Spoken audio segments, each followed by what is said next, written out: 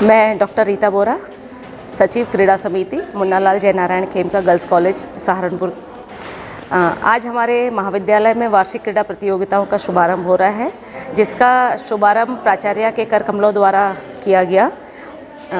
आज की प्रतियोगिता हमारी चेस की है, जिसमें हमारी करीब 40 छात्राएं प्रतिभाग कर रही हैं और कुछ छात्राओं का प्रदर्शन काफ़ी उत्कृष्ट स्तर का रहा है और अभी जो मैचेस हैं वो हमारे चल ही रहे हैं। संभावना है कि शाम के 3 बजे तक ये मैचेस चलेंगे, तभी हम विजेता और उपविजेता की घोषणा कर सकेंगे। कल हमारा टेबल टेनिस है और उसमें भी हमें उम्मीद है कि काफ़ी अधिक संख्या में जो हमारी छात्राएं हैं वो प्रतिभाग करेंगी।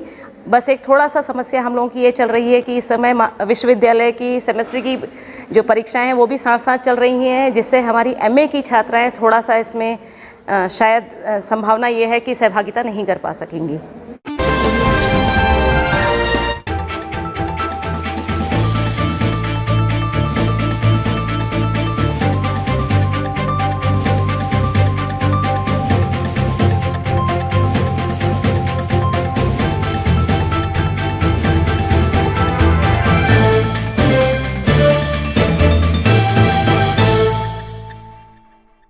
मेरा नाम सुरेश कुमार फौजी है और मैं जनता दल संगठन का राष्ट्रीय अध्यक्ष हूँ। किस संबंध में ज्ञापन दिया? आज हमने ज्ञापन दिया है, जो हमारे यहाँ पे पीजीआई बना हुआ है उसमें कुछ सुविधा नहीं है।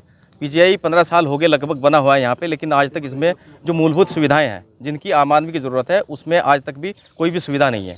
आप सब देख रहे हैं कि हम पिछले 3 वर्षों से यही प्रयास कर रहे हैं कि भाई इसमें अच्छी सुविधा मिल सके, ताकि जो आम आदमी को जो परेशानी होती है उससे उनका निपटारा हो सके।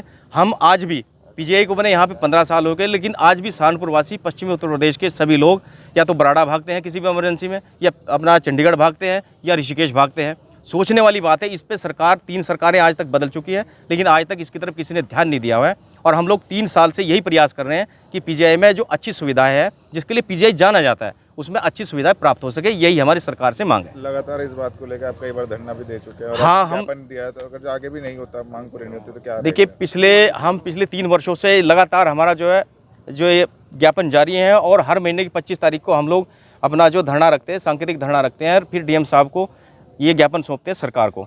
और इस बार हमने अपना जो घंटाघर से लेकर के और यहाँ तक कलेक्ट्रेट तक पैदल मार्च किया है, ताकि इसमें आम आदमी को पता लगे कि भाई हमारी ज़रूरत है और हम उनकी ज़रूरतों के लिए लड़ रहे हैं। और इसमें रही बात आपके सवाल के मैं जवाब दे दूं, अभी तक तो हमने शांतिपूर्वक तरीके से और संवैधानिक दायरे में रहकर ही सारे कार्य किए हैं। अगर इस पर गंभीरता से सरकार विचार नहीं करती है तो हो सकता है हमें रास्ता अख्तियार करना पड़ेगा, जिसके जो परिणाम है गंभीर परिणाम हो सकते हैं और सरकार को इसके भुगतना पड़ेगा। इसकी जिम्मेदार सरकार ही होगी।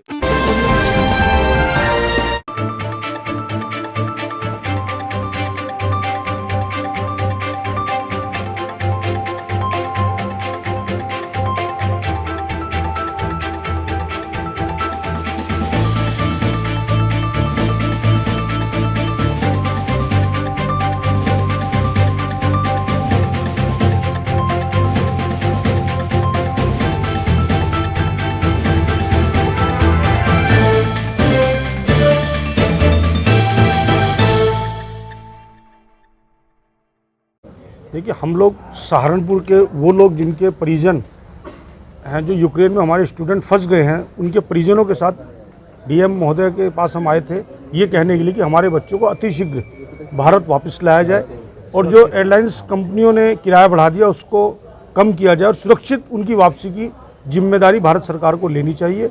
और हमें आश्वासन मिला है कि जल्दी ही हमारे जो स्टूडेंट फंसे हुए हैं उनको भारत वापस लाया जाएगा।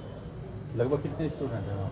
देखिए, अगर हम पूरे हिंदुस्तान की बात करें तो लगभग 25-30 हज़ार स्टूडेंट कम से कम यूक्रेन में फंसे हुए हैं और सहारनपुर के भी सैकड़ों की संख्या में स्टूडेंट हैं और जिनमें से करीब 11-12 स्टूडेंट के परिजन इस समय हम एक साथ यहाँ पर हैं, जो हम मिलने गए थे डीएम साहब से। शाजिया, आप डीएम साहब से मिलने के लिए आए थे, क्या मामला ये? मामला ये है कि हमारा जो भांजा है वो तो बहुत बुरी तरीके से फंसा हुआ है, क्योंकि वो लवीव से अपनी सिटी से निकल चुके थे फ़्लाइट के लिए कीव में, और कीव में जब पहुँचे तो वहाँ पर फ़्लाइट कुछ नहीं थी और वो स्टेशन पे है, उनके पास ऑन रोड है, उनके पास ना खाना है ना वहाँ पर कोई शेल्टर है। बहुत ज़्यादा परेशान हो रहे हैं और अब मैसी जाने के लिए उनके पास कुछ नहीं है, ना उनको कैब मिल रही है ना टैक्सी मिल रही है। क्योंकि ज़्यादातर स्टूडेंट एम्बेसी पहुंच गए और वो 5 बच्चे हैं, पाँचों के पाँचों किसी होटल में स्टे किया और नाइट स्टे मिला है उन्हें और सुबह से आज फिर वो ऑन रोड है।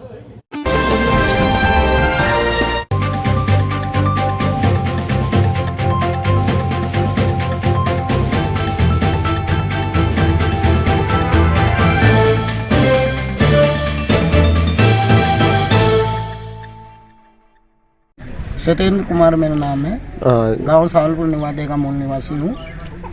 ये हमारे पार्क की समस्या है।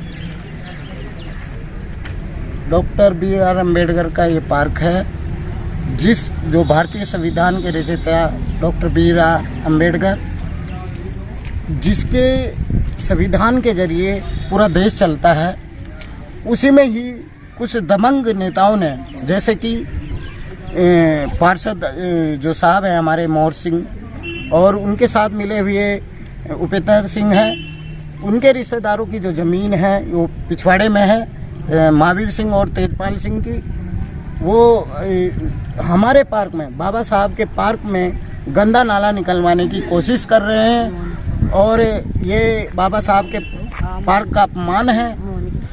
ये इस तरह से इस चीज़ को, ये गहन समस्या हमारे सामने बनी हुई है।